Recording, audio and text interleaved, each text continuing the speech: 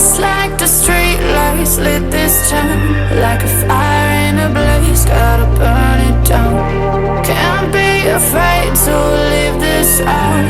We got this far, don't know how. I see danger in your eyes.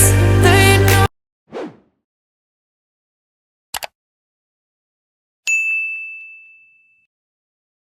Hello YouTube, it's your girl Kimberly. Thank you so much for coming back to the channel. In this video I will be talking about what I learned on my first month on TikTok. So I'm very late to the party and it seems like soon the party may die, but guess what? I saw at the end of the party, and these are my insights, especially as a YouTuber, what I learned from being on TikTok for a month. So if you want to know more, keep watching. Thank you so much for clicking on this video. I truly appreciate it. Please subscribe to the channel. We are growing over here and we don't want you to miss any of the videos that I'm making for the channel, talking about what's happening in the world: beauty, hair, nails, tech, travel, food, way more cool stuff coming. We don't want you to miss out. Please subscribe. It's a free and easy way to support the channel. If you like this video, like the video, and if you want to be first to know when I go live or post a new video, hit the notification bell. All right, so let's get into it. So I have 8 little ideas of things that I just come to notice during my time on TikTok. So how do we get here? Why have I been on TikTok for just a month? So like most people, I was scared of the idea of having to learn another social media platform, do all this extra stuff just for it to be me posting to the same people that I already know on the other platforms. Plus the whole thing of like they record all your actions and stuff on your phone. So I was like, we're not doing that. So then I just didn't get TikTok. So but the other day when I was cleaning my house, I randomly found an extra iPhone under my bed. We listen and we don't judge. I learned that from TikTok.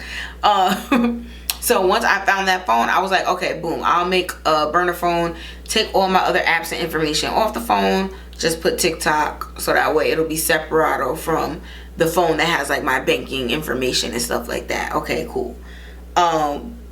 That was very smart that I did that, because the number one takeaway that I have is that TikTok is Gen Z, Gen Alpha QVC.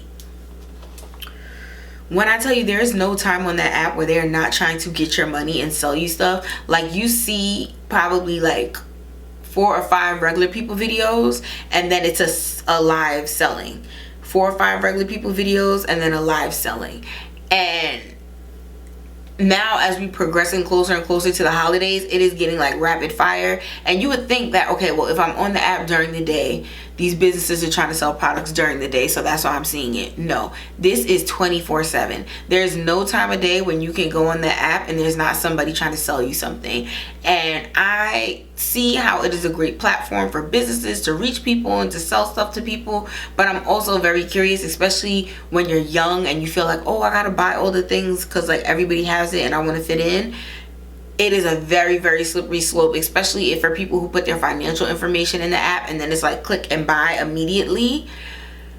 I can see how that's very, very dangerous and how that can lead to a lot of having to have extra willpower to just not buy things that you want in the moment but you don't really need. And it's just crazy to me that I can literally be in my bed, I can't sleep, I look at some TikToks at 1 o'clock in the morning and people are on live like selling dog beds. Like, it's crazy. But like I said, it's the same thing as QVC, HSN. It's just a micro version of it and it's in the palm of your hand. Number 2 point, which I already spoke to, these lives are going 24/7. I'm like, when do these people sleep? When do they sleep? Because it'll be the same company and the same product. Sometimes it'll be the same person and I'm like, okay, well, I was on TikTok at 8 a.m. this morning. So did you like go home, go to sleep, and then you woke up and you started doing TikTok lives at midnight? Is that how it works? Like, when do you see your families? Like, it's crazy. But 24/7 TikTok lives are going. Number 3, the yappers are yapping and I love it. So the term yapping is just people who are on TikTok giving their own personal perspective on pop culture topics. And what's great about the yappers is sometimes people will have research and context and documents and receipts, timelines. They'll have everything, and they'll be just talking about it. And then other people have nothing. They're just like, I saw somebody else's video, so now I'm gonna yap about this general idea that I have about something, and I might not even really know what's going on, but here's my 2 cents. And I think it's very interesting. I get to see a lot of different people's perspectives, especially people who are from different walks of life, live in different places in the country, different areas of the world. And you're able to get that one-on-one, almost, it's not a conversation because you can't ask questions or speak back to them, but it's in a conversational way that you just feel like you're just sitting down having coffee with like a middle-aged mom in Ireland, and she's telling you about her perspective about trying to raise a Gen Alpha kid. Like, it's very, very, people are telling their business, they're telling you about their lives, and I find that really interesting. And I love that because also everybody has a story to tell. And although I appreciate setting up the camera, the lights, and action, some people just want to do it off the cuff or want to actually take you on location, and that is really fun. Next we have 4, but the downside of all of this is that for short form videos it's hard to have context, so sometimes there is background information that people should know that would help the situation, that would explain things, and then people either have to do multiple videos or they have to come back later and answer one comment at a time and then basically tell you about what happened. And it was like, oh, this could have just been one succinct 15-minute YouTube video that told me everything I need to know, but instead it's like all these little bits and pieces of these tiny videos. So that is a little bit annoying because then sometimes the algorithm will show you the videos out of order, so then you see video number 3 where they're answering questions and you're like, well, what is she even talking about? Because like, now I gotta go to the page and I'm trying to watch back, but then I give up and then I never really know. So that is something that is really hard to kind of give that background and context with these short form videos. Which all short form video has this issue. It's not just specifically TikTok, but it's most noticeable on TikTok. Next we have, it's a lot of people's thoughts coming into your brain. So I probably spend an hour, like a average of like an hour and 30 minutes on the app probably every day, just to try to see, since it's about to close potentially, what the beauty people are talking about, what makeup, hair, nails people are talking about, aesthetic people are talking about, just to have like a high overview of what's like the trends in the world for the day.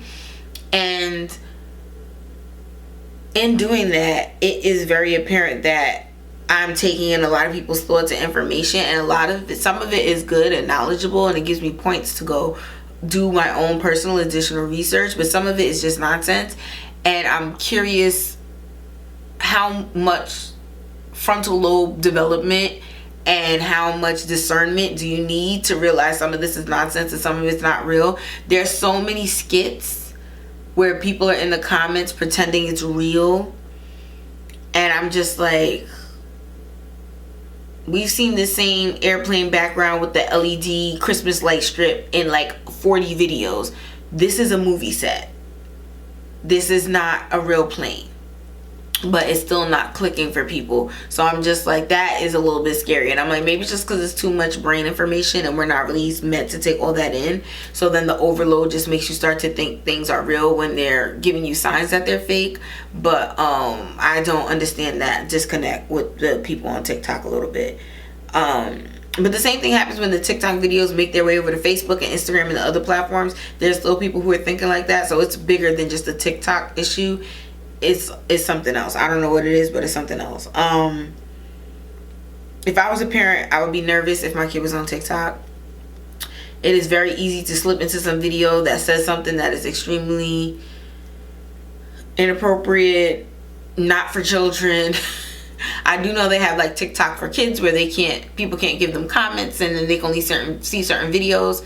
But baby, if your kid is over on regular TikTok, you probably should have a therapy appointment with them and sit down and just discuss like things in the world and see what their point of view is, because it will continually show you the same content. So the same way on YouTube, how people can become like self-radicalized off like red pill and all these different things, the same thing can happen on TikTok, but just at a faster pace. So it is, if you have a child on TikTok and you're a parent, I wish you good luck. Definitely figure out some kind of way to have a touch point to speak with them about the things that they're seeing, to bring them back to reality, or to give them additional context that adults have that children wouldn't have. And some of the stuff is just outrageous on there. I feel like, I don't know if it could be replicated. I know that the idea is that they want to end it in the United States, and like, could some other, there was a time where social media companies could each just copy paste each other and it worked out. And I don't think that is that simple. I think it's very clear that the TikTok technology is more advanced and has a better algorithm and is integrating making money off companies in different ways than just ads. So you actually, when it comes to the pure ads, you see a lot less of the ads because you see the live selling. So then it like kind of makes it different. And I don't know what app could recreate that. Like, I also know that we know that you would have ripped off TikTok at this point. So we allowed it with Snapchat a little, and then we got Reels and stuff. But I don't know if the government takes away TikTok and then somebody tries to bootleg TikTok, people might be mad and be like, nah, we're not going over there because it's fake. But they also just might be so thirsty for a platform that's similar that they might run to it. But I don't see Facebook making an app that becomes a new TikTok. Like, I don't think that happens. I think we either lose TikTok altogether, or somebody tries to make a American version of TikTok and it's crappy and it doesn't work out. So we'll see what happens. They're going in front of the Supreme Court, so more information coming soon. And then lastly, the last thing I learned about TikTok is that people are angry about so many things. Like, I take for granted that I'm just moving through the day, moving through my life. A lot of the people I'm around are similar, have kind of more of a laid back, good times, thankful for what we have mentality. And to see people who are just angry, screaming at the phone, going off about things that it's just like, is this that big of a deal? How often does this happen to you? Like, you're going crazy over something that at best happened to me 4 times in my like 30 plus something years of life. And it's just like, people are so angry about it. And I don't know if they're angry because it's like in the moment and then they just put up the phone and just let their feelings loose, or if this is something that is particularly happening to them a lot, so then it makes them angry. But it's just crazy to just see that pure, unedited, unadulterated, straight from my brain, filter, non-existent hatred and anger for something through the phone. And it's never like for animal abuse or women's rights or like helping poor people. It's always some nonsense, like sauce packets from fast food restaurants and outfit repeating. And it's always some topic that is just like, out of all the things that happen in the world, you made a video screaming about this. And then it just seems crazy and out of context because it is that short little clip video. You don't know what happened before or after that like made this screaming at the phone about this particular topic make sense. And then it just seems wild because it's like you are creating a footprint on the internet of you screaming about something forever that seems so minuscule, but like, is it bigger for you? Like, I don't have enough information, and that's just because the context of these short form videos, you just can't really share all of that background. So it just seems outrageous that it's like McDonald's ketchup packet really sent you off the deep end screaming and wilding. And even crazier is a lot of these people are doing these things in cars. So in my mind, I'm like, you're just screaming and going off at the phone and people are like parked next to you and they see you.